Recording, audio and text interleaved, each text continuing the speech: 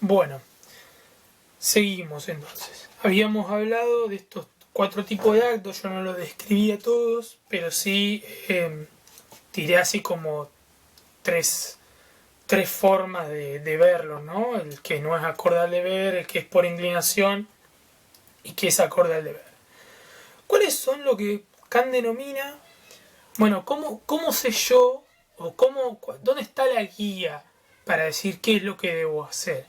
Kant va a nombrar eh, o a formular lo que él llama imperativos categóricos, es decir, dos imperativos, es decir, dos guías. Imperativo es algo que impera, digamos, ¿no? Algo que lo que hace es interpelarte, ¿no? Es decir, bueno, esto es no la máxima, ¿sí? Por así decirlo.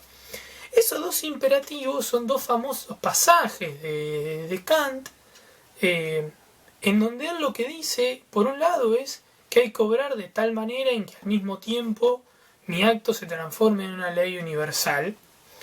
Y acá esto lo explico, es decir, ¿qué significa? Dice Kant. Bueno, cuando nosotros obramos, tengo que pensar no solo por mí, cómo lo haría yo, porque esto sería por inclinación, sino cómo sería mi acto si ese acto tuviera que ser, diríamos, un ejemplo o una guía para el resto.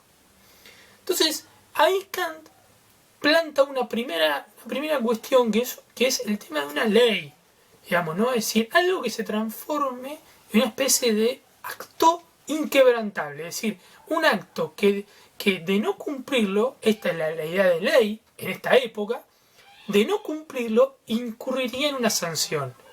Eso no significa que la sanción sea una sanción jurídica, sino una sanción social. Es decir, Kant lo que plantea es, yo tengo que actuar de determinada manera de que mi acto se transforme en una ley universal. El problema está en cómo hacemos, en función de la cantidad de individualidades que hay, creer que cada uno está haciendo ese acto como ley universal. Es decir, ¿cómo hacemos para que cada uno, cada una de nosotros pueda pensar en que nuestros actos, de la forma en la que lo realizamos, sea un ejemplo para el resto? Bueno, dice Kant, ahí es donde lo que impera es esa parte anterior, esa conciencia moral o esa buena voluntad de tratar de no hacer nada en función de mis inclinaciones. Por lo tanto, vamos a volver al ejemplo. Si yo, militante de los derechos humanos, por la memoria, la verdad y la justicia, no le salvo la vida a ese accidentado porque es un represor, un genocida de la última dictadura, por lo tanto, lo que yo estoy haciendo nunca puede transformarse en una ley universal. ¿Por qué? Porque yo lo estoy haciendo según mis inclinaciones, no por fuera de mis inclinaciones. ¿Se entiende esto? Es decir, la idea de Kant de como ley universal implica pasar por alto las individualidades para llegar a leyes morales o éticas que puedan ser pensadas en el conjunto. Y eso silvana con el segundo imperativo categórico, que es otro pasaje, otro importante pasaje de su libro de la razón práctica, que dice que hay que utilizar en nuestros actos morales, tenemos que pensar o ver o utilizar a la humanidad como un fin y no solo como un medio. Fíjense esto, como un fin, más que solamente, creo que dice, la traducción del alemán siempre es un bardo pensándola en el castellano, pero bueno, pero le agrega el solamente como un medio. Es decir, nosotros actuamos con los demás, nosotros actuamos con el resto y actuamos mediante el resto. Por lo tanto, lo que Kant dice es, eso es inevitable, actuar mediante el resto. Si yo voy a salvar a una persona, esa otra persona es un mediante mío. ¿Sí?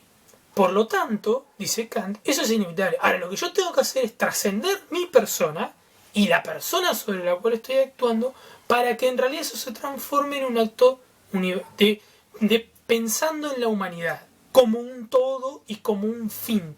Pensando que si yo salvo a esa persona, o ayudo a salvar a esa persona, independientemente si es un represor, lo que estoy enviando es un mensaje a la humanidad. O a la sociedad, vamos a ponerle, para no ponerle un título tan grandilocuente. A la sociedad. Independientemente de quién es esa persona. ¿Sí? Volvamos al ejemplo de lo del represor, ya que se me ocurrió y puede cuadrar bien. Pensemos que los organismos de derechos humanos hablan de juicios justos contra los represores. Pensemos que eso puede ser visto como esto, desde el punto de vista de Kant. ¿No? Puede ser visto como algo que, bueno, en definitiva lo que está enviando es un mensaje humanitario. Independientemente de que quienes están ahí sentados en el banquillo no les dieron nunca un juicio justo a sus apresores, a sus desaparecidos y desaparecidas, a sus torturados, a sus torturadas y a sus niños y niñas que arrebataron, a los niños y niñas que arrebataron. Por lo tanto, esos actos de los organismos de derechos humanos pueden ser pensados de esta manera, forzándola mucho, pero puede ser pensado así. Espero que se hayan... Estos son los dos grandes imperativos que dice Kant. Esto es lo que guía cómo hacerlo. Además de tratar de dejar de lado mis inclinaciones, estos dos imperativos siempre presentes en mi cabeza a la hora de actuar. Obvio, dice Kant, que nosotros no podemos estar todo el tiempo con esto en la cabeza. Por eso, ¿sí? Para Kant no hay un problema en que haya conflictos, en que yo tenga actos por inclinación y actos en donde no y donde sean por deber. Pero, dice Kant, en la medida en que lo tengo que hacer, es una forma de superación. ¿Sí? Y esto es importante, porque en la superación, dice Kant, es en donde yo encuentro, ¿sí? Donde yo desarrollo mi gran virtud. Hay un elemento más, tosí acá y no sobre el pliegue del codo como debe ser. Hay otro tema que a mí me interesa destacar siempre en Kant, que es el problema de la libertad.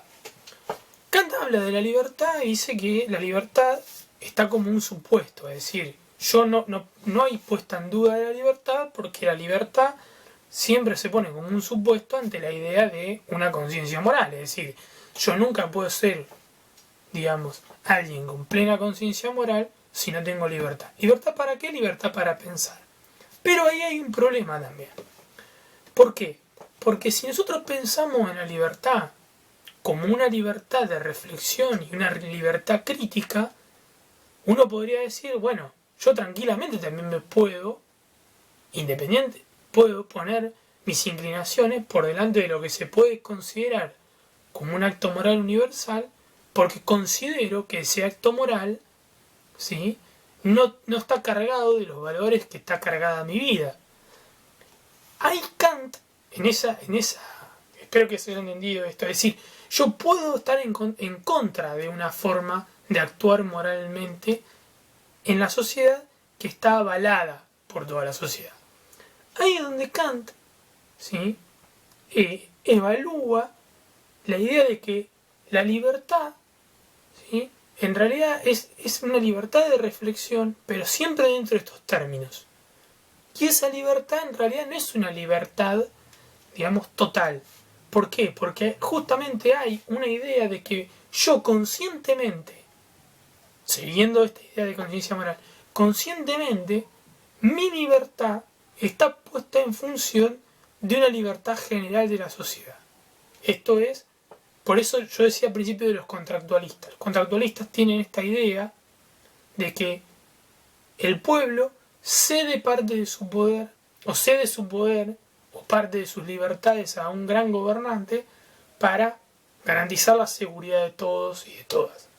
Kant tiene un poco esta idea detrás, donde la libertad es un poco un ceder para la totalidad, es un poco un ceder individual para una totalidad armónica. ¿Qué quiero graficar también con esto? Que en Kant, a diferencia de los que veníamos viendo, hay una búsqueda de una pretensión de totalidad. Es decir, hay una búsqueda de una pretensión, digamos, en lo concreto, en el plano concreto, empírico concreto de la realidad, una pretensión de totalidad. Pretensión. Siempre Kant tiene decíamos, ¿no? Estas ambigüedades entre lo que yo puedo imaginar con mi cabeza y lo que después en la realidad puede pasar.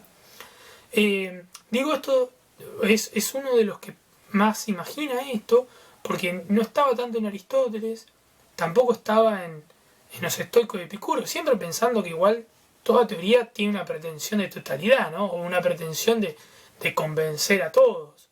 Pero en Kant hay una formulación, digamos, por esto que decíamos de la idea de ley también, ¿no? Que no estaban presentes en ninguno de los anteriores, justamente porque la idea de ley estaba pensada en otro plano, ¿sí?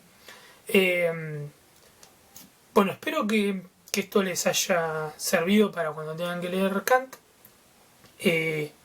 Y bueno, y nada, sigan cuidándose y espero que les esté yendo bien.